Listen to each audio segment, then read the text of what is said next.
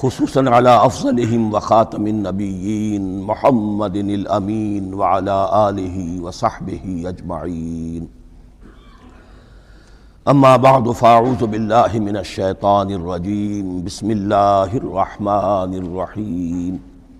اب یہاں سے 6 رکوع میں نے عرض کیا تھا کہ نصف ثانی کو 3 حصوں میں تقسیم سمجھیے، پہلے 2 رکوع مکمل ہو گئے 11واں اور 12واں، اب 6 رکوع مسلسل چلیں گے غزوہ احد کے حالات پر۔ پہلے وہ غزوہ سمجھ لیجئے کہ تھا کیا۔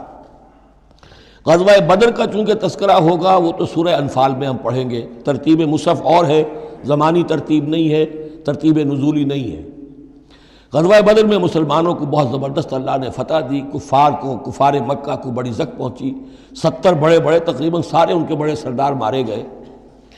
ان کے اندر اب جو جلن تھی اور غصہ تھا، اور عرب کا یہ مزاج تھا کہ بدلہ لینا ہے، لہذا 1 سال کے اندر انہوں نے پوری تیاری کی، تمام جو بھی کر سکتے تھے ساز و سامان جمع کیا، 3000 کا لشکر لے کر۔ اور اب ابو سفیان، ابو جہل تو مارا جا چکا تھا، وہ تھا سردار جو کہ بدر میں آیا تھا فوج لے کر۔ اب ابو سفیان جو ہیں وہ چونکہ بعد میں ایمان لے آئے، ان کے نام کو تو ہم ادب کے ساتھ ہی لیں گے، اب وہ سردار تھے اس وقت، اور وہ 3000 کا لشکر لے کر آئے، اور اس دفعہ وہ اتنا اہتمام کر کے آئے تھے کہ ہماری فتح یقینی ہے۔ اپنے بچوں کو، خاص طور پہ خواتین کو بھی ساتھ لے کر آئے، تاکہ ہمارے اندر غیرت رہے کہ ہماری عورتیں بھی ساتھ ہیں، اگر کہیں میدان سے ہمارے قدم اکھڑ گئے تو ہماری عورتیں جو ہے وہ قبضے میں چلی جائیں گی مسلمانوں کے۔ تو ہند جو تھی، اس کی بیوی، ابو سفیان کی بیوی ہند، وہ بھی ایمان لے آئی بعد میں، لیکن عتبہ کی بیٹی تھی، اس کا باپ اور بھائی عتبہ ابن ربیعہ، اور چچا اس کا اور بھائی، یہ 3 جو ہیں بدر میں قتل ہو چکے تھے، مسلمانوں کے ہاتھوں واصل جہنم ہو چکے تھے۔ تو ہند کے سینے کے اندر بھی انتقام کی آگ تھی۔ باقی تو یہ کہ کوئی گھر بچا ہی نہیں تھا مکے کا جن کا کوئی نہ کوئی آدمی مارا نہ گیا، اور 70 آدمی مارے گئے تھے۔ اب یہ جب لوگ آئے ہیں تو ادھر حضور نے مشورہ کیا صحابہ سے کہ کیا کرنا چاہیے، لشکر آ گیا 3000 کا۔ کچھ لوگوں نے کہا کہ ٹھیک ہے، کھل کر مقابلہ کریں گے، ڈٹ کر مقابلہ کریں گے، چلیں گے میدان میں۔ حضور کا اپنا رجحان ادھر تھا کہ یہ صورتحال ایسی ہے کہ ہم اگر مدینے میں محصور رہ کر مقابلہ کریں تو بہتر ہے۔ لیکن جو لوگ بدر کے بعد ایمان لائے تھے، ایک تو ان کا جوش و خروش تھا، ان کا ہمیں تو شہادت چاہیے، ہمیں آخر اس موت سے کیا ڈر ہے، شہادت ہے مطلوب و مقصود مومن، نہ مال غنیمت نہ کشور کشائی۔ تو حضور نے ان کا لحاظ کرتے ہوئے آپ نے فیصلہ کر دیا ٹھیک ہے، ہم میدان میں جائیں گے، کھل کر مقابلہ کریں گے۔ اس پر جب وہ مقابلے میں پہنچ گئے ہیں، آپ لے کر گئے تھے 1000 آدمی باہر۔ جب آمنا سامنا ہوا ہے تو وہاں عبداللہ ابن ابی یہ کہہ کر اپنے 300 آدمیوں کو لے کے واپس آ گیا۔ اتفاقاً اس کی رائے بھی یہ تھی کہ کھلے میدان میں جنگ مت کرو، بلکہ یہ کہ محصور ہو کر، جو حضور کی رائے تھی وہی اس کی بھی تھی اس وقت۔ لیکن اس وقت وہ یہ کہہ کر کہ جب ہماری بات نہیں مانی جاتی تو ہم خام خواہ کیوں اپنی جانیں جو ہے جوکھوں میں ڈالیں، وہ 300 آدمی لے گیا تو رہ گئے صرف 700۔ ان 700 میں سے بھی 2 گھرانے ایسے تھے، بنو حارثہ بنو سلمہ، ان کے قدم بھی تھوڑی دیر کے لیے ڈگمگائے، لیکن پھر ان کو اللہ تعالیٰ نے حوصلہ دیا اور وہ جم گئے، وہ 300 چلے گئے۔ اس کے بعد اللہ نے وعدہ کیا ہوا تھا مدد کا، جنگ ہوئی، مدد آئی اور اللہ نے فتح دے دی۔ لیکن وہ ایک درہ تھا مسلمانوں کی پشت پر پہاڑ میں۔ حضور کو اندیشہ تھا کہ ایسا نہ ہو کہ وہاں سے ہم پر حملہ ہو جائے، تو 2 طرف سے ہم چکی کے پاٹ کے درمیان، 2 پاٹوں کے درمیان آ جائیں۔ وہاں 50 تیر انداز آپ نے مقرر کر دیے تھے کہ یہاں سے مت ہلنا، چاہے تم یہ دیکھو کہ ہم سب مارے گئے اور ہمارے گوشت جو ہے وہ کوے اور چیلیں کھا رہے ہیں، تب بھی تم نے نہیں ہلنا یہاں سے۔ لیکن جب مسلمانوں کو فتح ہو گئی، وہاں اختلاف ہو گیا کہ حضور نے جو فرمایا تھا وہ شکست کے سلسلے میں تھا، اب تو فتح ہو گئی ہے، چلو اب چل کے مال غنیمت جمع کرنے میں باقی تم لوگوں کا ساتھ دو۔ جو وہاں کے لوکل کمانڈر تھے وہ منع کرتے رہے کہ ہرگز مت ہلو، حضور کا حکم یاد رکھو۔ وہ تعویل کر چکے تھے حضرت حضور کے حکم کی۔ 35 چلے گئے، 15 رہ گئے۔ خالد ابن ولید اس وقت جو تھے، کیولری جو تھی، جو گھڑ سوار تھے ان کے جو ہے وہ کمانڈر خالد ابن ولید تھے، ایمان نہیں لائے تھے ابھی۔ ان کی عقابی نگاہ نے دیکھ لیا کہ وہ درہ خالی ہے، تو ادھر تو شکست ہو رہی ہے، وہ اپنا 100 گھوڑوں کا جتنا بھی گھوڑے تھے ان کا لے کر پورا کا پورا رسالہ، اور وہ پیچھے سے آ کر حملہ کیا، اور وہ فتح شکست میں بدل گئی۔ 70 صحابہ شہید ہو گئے، حضور بھی زخمی ہو گئے، دندان مبارک شہید ہوئے، خون اتنا گیا کہ یہ بھی مشہور ہو گیا، کیونکہ بے ہوشی طاری ہو گئی تھی کہ حضور کا انتقال ہو گیا ہے۔ لیکن پھر یہ ہے کہ ہمت کر کے لوگوں جمع ہوئے، حضور نے لوگوں کو پکارا، پھر آپ نے یہ فیصلہ کیا کہ پہاڑ پر چڑھ کر اور وہاں پر اس وقت بچاؤ کر لیا جائے۔ تو تمام مسلمان پہاڑ پر چڑھ گئے۔ اب موقع یہ تھا ان کے لیے ابو سفیان اور دوسری طرف جو یہ ان کے ساتھی جو کیولری کے سردار تھے خالد ابن ولید، ان میں اختلاف ہو گیا۔ خالد ابن ولید کا کہنا یہ تھا کہ ان کا پیچھا کرو اور ختم کر کے ہی چلو، یہاں سے پہاڑ پر چڑھو۔ ابو سفیان نے کہا نہیں، یہ بہت خطرے کی بات ہے، وہ اونچائی پر ہے، اوپر سے پتھر پھینکیں گے اور ہمارے گھوڑوں کا بھی نقصان ہوگا، ہمارا بھی ہوگا، اب ہم نے بدر کا بدلہ لے لیا ہے، اب ہم چلتے ہیں۔ وہ وہاں سے چلے گئے۔ بہرحال یہ ہے پورا سلسلہ کہ جس کے اب واقعات اس میں آئیں گے، تو ایک سکیچ میں نے آپ کے سامنے رکھ دیا ہے۔ وَإِذْ غَدَوْتَ مِنْ أَهْلِكَ تُبَوِّئُ الْمُؤْمِنِينَ مَقَاعِدَ لِلْقِتَالِ، اور یاد کریے اے نبی صلی اللہ علیہ وسلم، جب کہ آپ صبح کو اپنے گھر سے نکلے تھے، اپنے حضرت عائشہ صدیقہ کے حجرے سے آپ برآمد ہوئے تھے، تُبَوِّئُ الْمُؤْمِنِينَ، اور آپ لوگوں کو مقاعد للقتال، آپ لوگوں کو ان کے مورچوں میں بٹھا رہے تھے، یعنی آپ جب صف بندی کر رہے تھے وہاں اور مورچے معین کر رہے تھے۔ واللہ سمیع علیم، اللہ سب کچھ سننے والا اور جاننے والا ہے۔ اذ ہمت طائفتان منکم ان تفشلا، جبکہ دو گروہ تم میں سے ایسے تھے اے مسلمانوں کہ وہ کچھ کمزوری انہوں نے دکھائی، نامردی کا مظاہرہ کیا، ان کے پاؤں لڑکھڑائے۔ واللہ ولیہما، حالانکہ اللہ تعالیٰ ان کا پشت پناہ تھا۔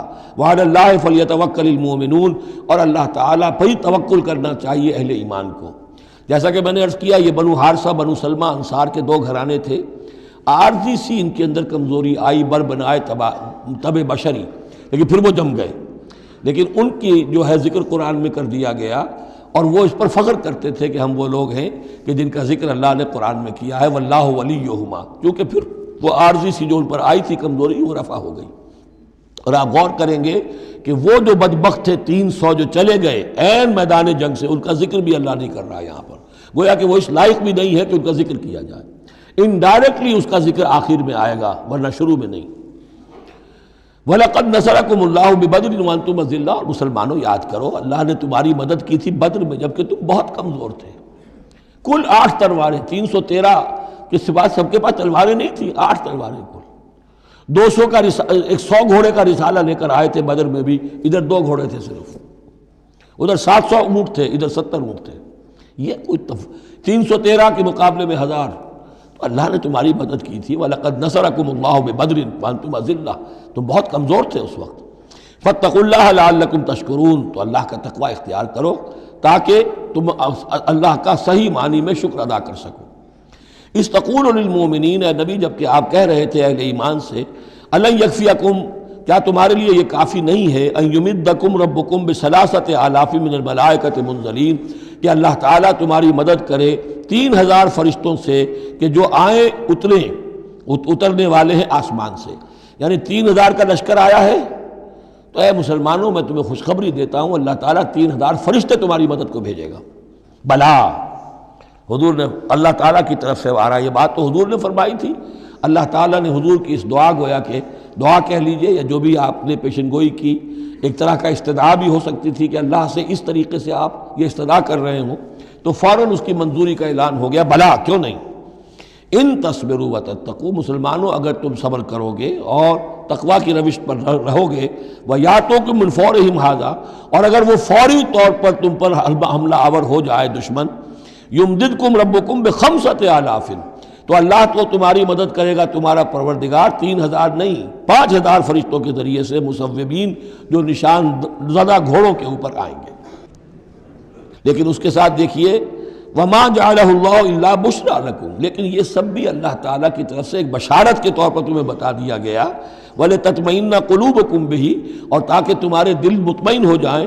وَمَا النَّصْرُ إِلَّا مِنْ عِنْدِ اللَّهِ، مدد تو ہوتی ہی اللہ کی طرف سے ہے، فرشتوں کا بھیجنا بھی ضروری نہیں ہے، اللہ فرشتوں کو بھیجے بغیر مدد کر سکتا ہے، کن فیکون کی شان رکھتا ہے۔ لیکن تمہاری طبع بشری کے حوالے سے تمہیں یہ خبر دی گئی ہے کہ 3000 کی اگر دشمن سامنے ہے تو تمہیں 3 نہیں 5000، اگر وہ فوری طور پر آگے حملہ آور ہو گئے تو 5000 تمہیں فرشتے بھیج دیں گے۔ لِيَقْطَعَ طَرَفًا مِّنَ الَّذِينَ كَفَرُوا، یہ اللہ تعالیٰ چاہتا ہے کہ یہ کافروں کا ایک بازو کاٹ دے، اور یکبتہم، یا ان کو ذلیل کر دے، فینقلبوا خائبین، تاکہ پھر وہ لوٹ جائیں بہت ہی خائب و خاسر ہو کر، ناکام ہو کر۔ اب یہ گفتگو ذہن میں رکھیے، ترتیب جو ہے وہ نہیں ہے، پہلے جو ذکر ہو رہا ہے وہ تو آپ میدان جنگ میں پہنچ چکے تھے، یہ ذکر ہو رہا ہے اس سے پہلے کا، جب خبریں پہنچی ہوں گی کہ 3000 کا لشکر آ رہا ہے، اس وقت جو گفتگو ہوئی ہے۔ اب اس جنگ کے دوران جو بھی کچھ مسلمانوں سے خطائیں ہوئیں، غلطیاں ہوئیں، ان کی طرف بھی اشارہ ہے۔ اس میں بعض ایک معاملہ ایسا بھی ہوا جو حضور سے بھی خطا کا ایک معاملہ ہوا، اس کے اوپر بھی گرفت ہے، بلکہ سب سے پہلے حضور والے معاملے کو لیا جا رہا ہے۔ جب آپ زخمی ہو گئے شدید اور آپ پر بے ہوشی بھی طاری ہوئی، پھر جب ہوش میں آیا تو آپ کی زبان پر یہ الفاظ آ گئے، کیف یہدی اللہ قوما خضبوا وجہ نبیہم بالدم، اللہ اس قوم کو کیسے ہدایت دے گا جس نے اپنے نبی کے چہرے کو خون سے رنگ دیا، کیونکہ تلوار کا وار پڑا تھا آپ کے یہ چیک جو ہے، چیک بون پر، یہ جو ہڈی ہے چہرے کی، اور اس سے 2 آپ کے دانت بھی شہید ہو گئے تھے، اور یہ کہ فوارہ خون کا چھوٹا تھا، اور اس فوارے سے ظاہر بات ہے آپ کا پورا چہرہ لہو لہان، پورا جسم، اور خون اتنا گیا کہ آپ پر بے ہوشی طاری ہو گئی۔ کیف یہدی اللہ قوما، اللہ کیسے ہدایت دے گا اس قوم کو، خضبوا جنہوں نے رنگ دیا، وجہ نبیہم اپنے نبی کے چہرے کو، بالدم خون سے، اس پر گرفت ہو رہی ہے۔ لیس لک من الامر شیء، اے نبی آپ کا کوئی اختیار نہیں ہے، آپ کا کام ہے دعوت دینا، تبلیغ کرنا، لوگوں کی ہدایت و ضلالت کا فیصلہ ہم کرتے ہیں، آپ نہیں کرتے۔ اور دیکھیے اللہ نے کیا شان دکھائی، جس شخص کی وجہ سے یہ سب کچھ ہوا ہے، خالد ابن ولید، حضور ہی کے زبان مبارک سے اسے خطاب دلوایا، خالد سیف من سیوف اللہ، خالد اللہ کی تلواروں میں سے تلوار ہے۔ حالانکہ یہ ساری زک جو پہنچی ہے وہ حضرت خالد ابن ولید اس وقت تک جو وہ کفر کے سرداروں میں سے تھے اور وہ آئے تھے۔ لیس لک من الامر شیء، اے نبی یہ اختیار آپ کا نہیں ہے، او یتوب علیہم او یعذبہم، اللہ کے اختیار میں، وہ چاہے گا تو ان کی توبہ کی توفیق دے دے گا، وہ ایمان لے آئیں گے، یا اللہ چاہے گا انہیں عذاب دے گا، فإنہم ظالمون، اس لیے کہ ظالم تو ہیں، انہوں نے گناہ تو کیا ہے، غلط کام کر رہے ہیں، سزا کے وہ حقدار ہو چکے ہیں، لیکن ہو سکتا ہے اللہ انہیں ہدایت دے دے۔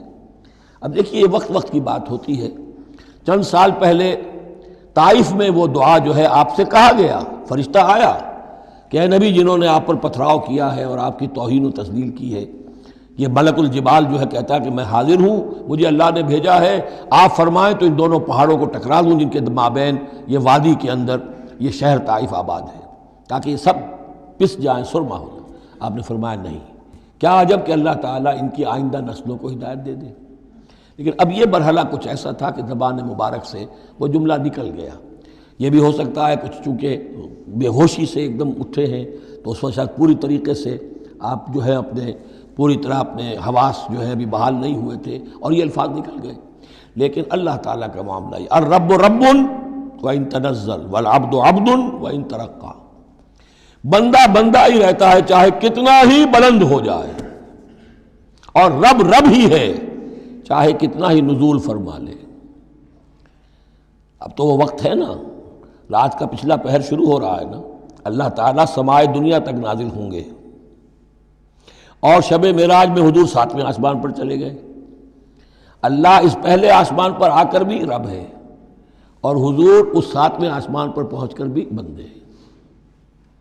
الرب رب وَإِن تنزل والعبد عبد وَإِن ترقى وَلِلَّهِ مَا فِي السَّمَاوَاتِ وَمَا فِي الْأَرْضِ، اللہ ہی کے لیے ہے جو کچھ کہ ہے آسمانوں اور زمین میں۔ یغفر لمن یشاء ویعذب من یشاء، وہ جس کو چاہتا ہے بخش دیتا ہے، جس کو چاہتا ہے عذاب دیتا ہے۔ واللہ غفور الرحیم، اللہ غفور الرحیم ہے۔ یا ایھا الذین آمنوا لا تاکلوا الربا اضعافا مضاعفہ، اہل ایمان سود مت کھاؤ دوگنے پر دگنا۔ یہ جو کمپاؤنڈ انٹرسٹ ہے، بڑھتا چڑھتا رہتا ہے، یہ اصل میں پہلی آیت جو ہے سود کی حرمت میں وہ یہ ہے۔ بلکہ نوٹ کیجئے، جیسا کہ میں نے نوٹ کرا دیا تھا کل آپ کو، سب سے پہلے ایک مکی صورت میں سورہ روم میں بات آ گئی تھی، ما آتیتم من ربا لیربو فی اموال الناس فلا یربو عند اللہ وما آتیتم من زکاۃ تریدون وجہ اللہ فاولئک هم المضعفون۔ تو انفاق فی سبیل اللہ اور سود کو ایک دوسرے کے مقابل رکھ کر جو بھی اس سود کے اندر جو قباحت اور شناعت تھی وہ واضح کر دی، جیسے کہ شراب اور جوئے کی جو خرابی تھی اس کو سورۃ البقرہ میں بیان کر دیا تھا۔ اب یہاں وہ دوسرا آ گیا معاملہ کہ یہ کم سے کم سود کی شرح جو بہت زیادہ، جسے یوجری کہتے ہیں آج کل، یہ سود کے جو ذاتی سے مسائل کے لیے لیتے ہیں، ہمارے ہاں بھی ایسے سود خور موجود ہیں، بہت ہائی ریٹ آف انٹرسٹ پر وہ دیتے ہیں لوگوں کو قرض اور ان کا خون چوس جاتے ہیں۔ تو پہلے اس سود کی مذمت آئی ہے، آخری حکم ہے پھر اس سود کا جو بیع کے اندر سود ہے، وہ ہے وہ حکم کہ جو سن 9 میں نازل ہوا، لیکن ترتیب مصحف میں وہ سورہ بقرہ میں ہے، وہ پورا رکوع ہم پڑھ چکے ہیں، اور اس رکوع کی آخری آیت وہ ہے جو قرآن مجید کی آخری آیت ہے ترتیب نزولی میں، وَاتَّقُوا يَوْمًا تُرْجَعُونَ فِيهِ إِلَى اللَّهِ۔ یہ کیوں یہاں پر آیت آئی ہے؟ اس لیے کہ محسوس ایسا ہوتا ہے کہ وہ جو 35 تیر انداز وہاں سے چھوڑ کر چلے گئے تھے، تو کوئی ان کے تحت الشعور میں مال غنیمت کی کوئی طلب تھی جو نہیں ہونی چاہیے تھی۔ اس حوالے سے کہ سود خوری جو بھی ہے یہ انسان کے اندر مال سے محبت ایسی پیدا کر دیتی ہے جس کی وجہ سے اس کے کردار کے اندر بڑے بڑے خلا پیدا ہو سکتے ہیں۔ لہذا یہاں اسی کے حوالے سے یا ایھا الذین آمنوا لا تاکلوا الربا اضعافا مضاعفۃ واتقوا اللہ لعلکم تفلحون، اور اللہ کا تقوی اختیار کرو تاکہ تم فلاح پاؤ۔ واتقوا النار التی اعدت للکافرین، اس آگ سے بچو، ڈرو اس آگ سے جو کافروں کے لیے تیار کی گئی ہے، بھڑکائی گئی ہے۔ وَأَطِیعُوا اللَّهَ وَالرَّسُولَ لَعَلَّکُمْ تُرْحَمُونَ، اور اللہ اور اس کے رسول کی اطاعت کرتے رہو تاکہ تم پر رحم کیا جائے۔ وَسَارِعُوا إِلَىٰ مَغْفِرَةٍ مِّن رَّبِّكُمْ، اور دوڑو اپنے رب کی مغفرت کے حصول کے لیے۔ وَجَنَّةٍ عَرْضُهَا السَّمَاوَاتُ وَالْأَرْضُ، اور اس جنت کو حاصل کرنے کے لیے جس کا پھیلاؤ آسمانوں اور زمین جتنا ہے۔ اعدت للمتقین، وہ تیار کی گئی ہے، سنواری گئی ہے، اس کا سنگھار کیا گیا ہے اہل تقوی کے لیے۔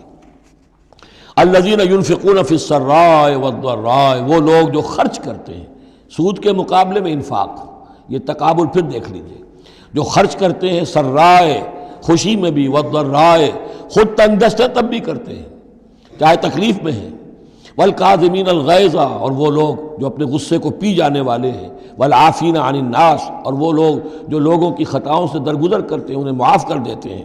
واللہ یحب المحسنین، اللہ تعالیٰ ایسے محسنین کو پسند کرتا ہے، یہ درجہ احسان ہے، اسلام، ایمان، پھر احسان۔ والذین اذا فعلوا فاحشۃ او ظلموا انفسهم، اور اگر ان میں سے کبھی کسی سے کوئی غلطی ہو جاتی ہے کہ اگر وہ کر بیٹھیں کوئی کھلا گناہ، کوئی بے حیائی کا ارتکاب، یا اپنے اوپر کوئی اور ظلم کر بیٹھیں، ذکر اللہ، فوراً انہیں اللہ یاد آ جاتا ہے، فاستغفروا لذنوبہم، تو وہ اللہ تعالیٰ سے استغفار کرتے ہیں۔ یہ مضمون سورہ نساء میں آئے گا کہ اللہ تعالیٰ نے اپنے اوپر واجب ٹھہرایا ہے کہ جو شخص مسلمان صاحب ایمان کو خطا اس سے ہو جائے اور وہ فوراً توبہ کر لے، تو اللہ تعالیٰ جو ہے اس نے اپنے اوپر واجب ٹھہرا لیا ہے کہ اس کی دعا کو ضرور قبول کرے گا۔ وَمَن يَغْفِرُ الذُّنُوبَ إِلَّا اللَّهُ، اور کون ہے جو معاف کر سکے گناہوں کو سوائے اللہ کے۔ وَلَمْ يُصِرُّوا عَلَىٰ مَا فَعَلُوا، اور وہ اپنے اس غلط فعل پر اصرار نہیں کرتے، یعنی یہ کہ کرتے چلے جا رہے کرتے چلے جا رہے، موت آ گئی تو اب توبہ کریں گے، تب توبہ نہیں ہے۔ ایک خطا ہو گئی، جذبات میں ہو گئی، بھول میں ہو گئی، فوراً ہوش آیا، فوراً جو ہے گڑ گڑائے، فوراً توبہ کی، عزم مصمم کیا، اللہ دوبارہ نہیں کروں گا، پوری پشیمانی کے ساتھ اللہ کی جناب میں اپنے پورے صمیم قلب کے ساتھ توبہ کی، اللہ اس توبہ کی قبول کرنے کی ضمانت دیتا ہے۔ اولئک جزاؤہم مغفرۃ من ربہم، یہ وہ لوگ ہیں کہ جن کا بدلہ ہے ان کے رب کی طرف سے مغفرت، وجنات تجری من تحتها الانہار خالدین فیہا، اور وہ باغات کہ جن کے نیچے یا جن کے دامن میں ندیاں بہتی ہوں گی اور وہ اس میں ہمیشہ ہمیش رہیں گے۔ ونعم اجر العاملین، اور بہت ہی اچھا بدلہ ہے عمل کرنے والوں کے لیے۔ قد خلت من قبلکم سنن فسیروا فی الارض، تم سے پہلے بھی بہت سی قومیں، بہت سے حالات اور واقعات گزر چکے ہیں۔ فسیروا فی الارض، تو زمین میں گھومو پھرو، فانظروا کیف کان عاقبۃ المکذبین، اور دیکھو کہ کیسا انجام ہوا ہے جھٹلانے والوں کا۔ جب ان کے قریش کے قافلے جاتے تھے وہ شام کی طرف، تو راستے میں تو جو قوم سمود کا مسکن بھی آتا تھا، وہ بستیاں بھی آتی تھیں جن میں کبھی حضرت لوط نے تبلیغ کی تھی، ان کے جو کھنڈرات تھے، تو یاد کرو کہ ان کے ساتھ کیا کچھ ہوا ہے۔ ھذا بیان للناس وھدی وموعظۃ للمتقین، یہ بیان ہے لوگوں کے لیے، وضاحت ہے لوگوں کے لیے، اور ہدایت ہے اور نصیحت ہے متقین کے حق میں۔ ولا تہنوا ولا تحزنوا، یہ آج بڑی اہم ہے، اور نہ کمزور پڑو اور نہ غم کھاؤ۔ وَأَنْتُمُ الْأَعْلَوْنَ إِن كُنتُم مُؤْمِنِينَ، ہمارا پختہ وعدہ تمہارے ساتھ یہ ہے کہ تم ہی سربلند ہوگے، آخری فتح تمہاری ہوگی، تم ہی سب سے اونچے ہوگے بشرطے کہ تم مومن ہوئے۔ اور اس آیت کا میں حوالہ دیا کرتا ہوں، آج دنیا میں ہم ذلیل ہیں، اعلیٰ تو نہیں ہیں، بلند تو نہیں ہیں، نتیجہ کیا نکلتا ہے؟ ایمان نہیں ہے ہمارے اندر۔ ایک عقیدہ ہے، موروثی عقیدہ ہے، ایمان، یقین والا ایمان، burning faith, living faith, conviction, وہ کہاں ہے؟ یا پھر قرآن اللہ کا کہنا جھوٹ ہے، انتم الاعلون ان کنتم مؤمنین۔ ہو نہیں سکتا کہ امت کے اندر ایمان موجود ہو اور پھر وہ دنیا میں ذلیل و خوار ہو۔ ان یمسسکم قرح فقد مس القوم قرح مثلہ۔ اب ظاہر بات ہے کہ اتنی بڑی جو ایک چوٹ پہنچی تھی، 70 صحابہ شہید ہو گئے، اس میں حضرت حمزہ بھی ہے، مصعب بن عمیر بھی ہیں، انصار کا کوئی گھرانہ نہیں تھا۔ واپس جب آئے ہیں حضور صلی اللہ علیہ وسلم اور مسلمان، تو ہر گھر میں کوہرام مچا ہوا۔ اس وقت تک میت پر بین کرنے کی بھی ممانعت نہیں ہوئی تھی، تو عورتیں جو ہیں وہ مرثیے کہہ رہی تھیں، بین کر رہی تھیں، ماتم کر رہی تھیں۔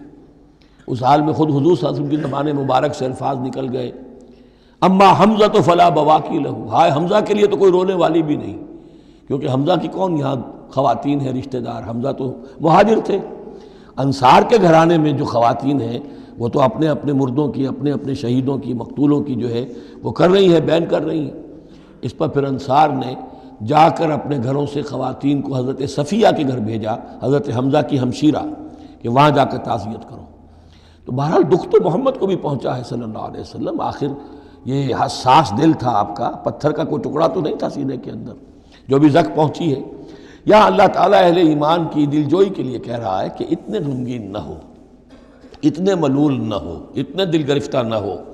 ان یمسسکم قرح، اگر تمہیں کوئی چرکا لگا ہے اب، فقد مس القوم قرح مثلہ، تو تمہارے دشمن کو اس جیسا ہی چرکا لگ چکا ہے کہ نہیں؟ 1 سال پہلے ان کے 70 مارے گئے تھے کہ نہیں؟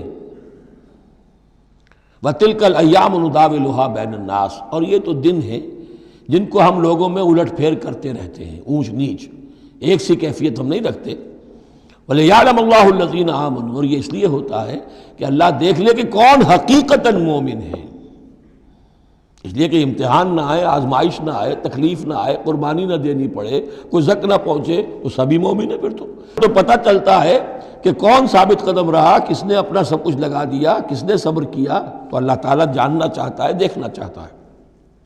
وَلِيَعْلَمَ اللَّهُ الَّذِينَ آمَنُوا وَيَتَّخِذَ مِنكُمْ شُهَدَاءَ، اللہ چاہتا ہے تم میں سے کچھ کو مقام شہادت عطا کرے، اپنی گواہی کے لیے قبول کر لے انہیں۔ وَاللَّهُ لَا يُحِبُّ الظَّالِمِينَ، اللہ ظالموں کو پسند نہیں کرتا۔ اگر تمہیں تکلیف پہنچی اس کا یہ مطلب نہیں ہے کہ اللہ تعالیٰ نے کفار کی مدد کی ہے، کفار کو پسند کیا، معاذ اللہ۔ وَلِيُمَحِّصَ اللَّهُ الَّذِينَ آمَنُوا وَيَمْحَقَ الْكَافِرِينَ، اور یہ اس لیے ہوا ہے کہ اللہ تعالیٰ اہل ایمان کو بالکل پاک کر دے۔ یعنی تمہارے ہاں اب خاص طور پر جو انصار مدینہ ہیں، جو ابھی ایمان لائے ہیں، ان میں کچھ کچے بھی ہیں، پکے بھی ہیں۔ اللہ چاہتا ہے کہ وہ پوری طریقے سے پک بھی جائیں، اور اگر کوئی کچا ہی رہنا ہے تو وہ کٹ بھی جائے، تاکہ جماعت کی بحثیت مجموعی جو ہے اس کی قوت کو ضعف نہ پہنچے۔ تو پاک کر لینا، تمحیص، بحث و تمحیص میں یہ لفظ ہم استعمال کرتے ہیں۔ بحث کہتے ہیں کھریدنے کو، جیسے جانور جو ہے، کوا جو ہے زمین کو کھرے گا، پھر جو اسے نظر آئے گا کوئی دانہ ہے یا کوئی کنکر ہے تو علیحدہ کرے گا، اور دانے کو کھائے گا، کنکر کو چھوڑ دے گا۔ تو بحث ہے کھریدنا، اور تمحیص ہے جدا کر دینا۔ جو اس کے لیے ایٹیبل ہے، جس کو کھانے کا اس کے لیے ہے صحیح، اس کو لے لے گا۔ تو اللہ تعالیٰ بھی تمہارے اندر جو گڑمٹ ہو گئے ہیں، کچھ مومن صادق بھی ہیں، کچھ منافق بھی ہیں، کچھ پختہ ایمان والے بھی ہیں، کچھ کمزور ایمان والے بھی ہیں، تو یہ تمحیص کی ہے اللہ نے، دکھا دیا یہ 300 اور یہ عبداللہ ابن ابی یہ منافق ہیں، تمہیں نظر آ گیا نہیں؟ ورنہ کیسے نظر میں آتا؟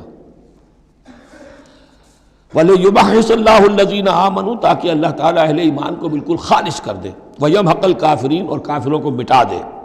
ام حسبتم ان تدخلوا الجنہ، اب یہ آیت تقریباً وہی ہے وہ جو اس سے پہلے ہم پڑھ چکے ہیں، نوٹ کر لیجئے، وہاں وہ آیت نمبر 142 تھی، 214، اور یہاں 142 ہے، ڈیجٹس وہی ہیں، آگے پیچھے ان کی ترتیب بدلی ہوئی ہے، اور جمع کریں گے تو 7 کا ہندسہ بنے گا۔